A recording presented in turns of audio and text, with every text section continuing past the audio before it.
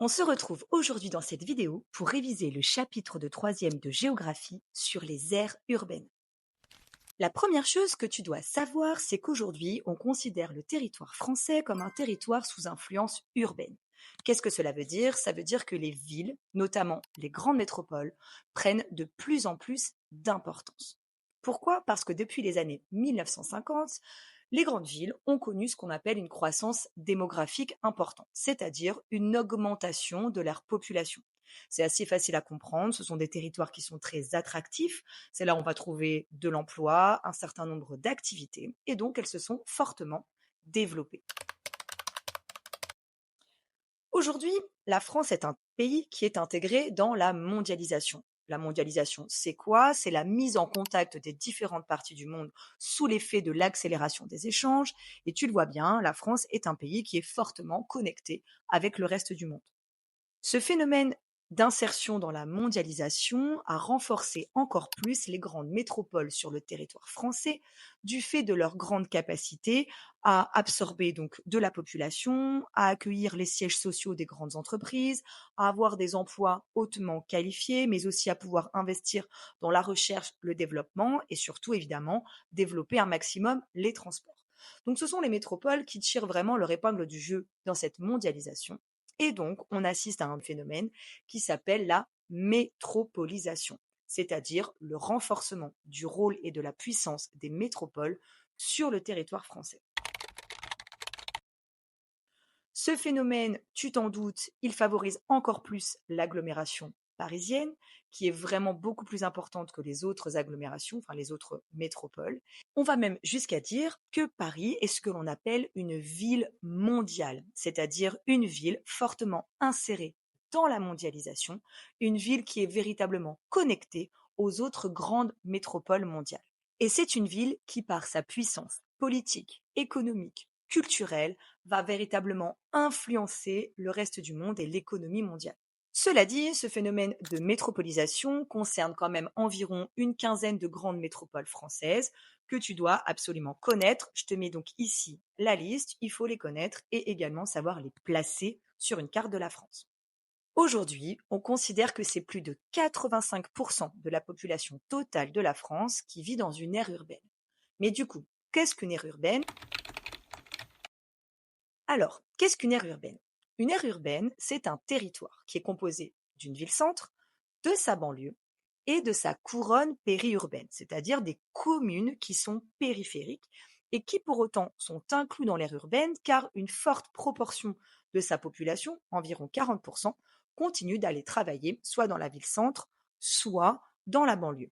C'est ce qu'on appelle d'ailleurs le pôle urbain. Donc je répète de manière hyper simple, une aire urbaine, c'est un territoire composé d'une ville-centre, de sa banlieue et de sa couronne périurbaine, dont au minimum 40% de la population continue de travailler dans le pôle urbain, c'est-à-dire ville-centre plus banlieue. Donc observons ce qui se passe précisément donc à l'échelle locale, c'est-à-dire à l'échelle des aires urbaines. La plupart des centres-villes, notamment des grandes métropoles, ont été réhabilités, rénovés, en tout cas ils ont été améliorés, ce qui a fait fortement augmenter notamment les loyers et le prix de l'immobilier. C'est ce qu'on appelle la gentrification.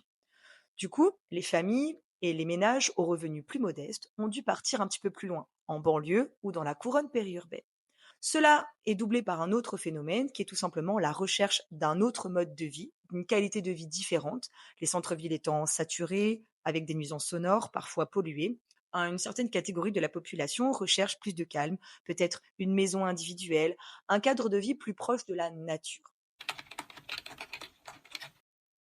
Ce double phénomène de gentrification et de volonté de modifier son mode de vie a conduit à ce qu'on a appelé la périurbanisation. Qu'est-ce que ça veut dire? Ça veut dire l'extension de l'urbanisation dans les communes périphériques. Ça veut dire qu'autrefois, l'espace rural qui se trouvait à la périphérie des grandes villes se transforme petit à petit en de la ville, mais qui n'est pas tout à fait de la ville-centre, qui est ce qu'on appelle des communes périurbaines. Le paysage typique que l'on va y retrouver, ce sont ces petits pavillons que tu as sans doute dû voir, notamment en classe. Ce phénomène donc a conduit à ce qu'on appelle l'étalement urbain, c'est-à-dire que ces aires urbaines se sont développées et commencent du coup à grignoter l'espace rural aux alentours des grandes villes. Cet étalement urbain et cette périurbanisation a donc des conséquences, et notamment sur les mobilités.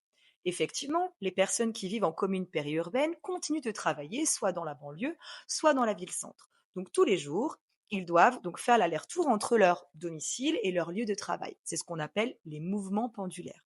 Et donc ces mouvements pendulaires se sont largement étendus ces dernières années, provoquant notamment la saturation d'un certain nombre de transports. Alors, si on résume un petit peu tout ce qu'on vient de voir, on voit bien que la France est un territoire sous influence urbaine pour plusieurs raisons. Tout d'abord, grâce au phénomène de métropolisation qui est à l'œuvre sur le territoire, qui fait que les grandes villes françaises prennent de plus en plus d'importance à l'échelle donc du territoire national, mais pourquoi pas concernant Paris à l'échelle mondiale.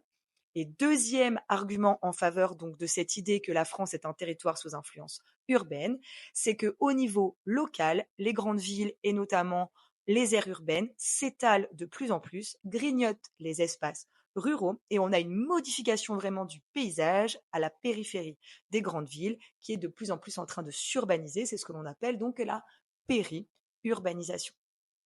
J'espère que cette vidéo t'a plu. Dans les grandes lignes, là, tu as le cours. Pense bien à t'interroger avec les quiz qui vont suivre. C'est ça qui te permet vraiment de fixer tes connaissances.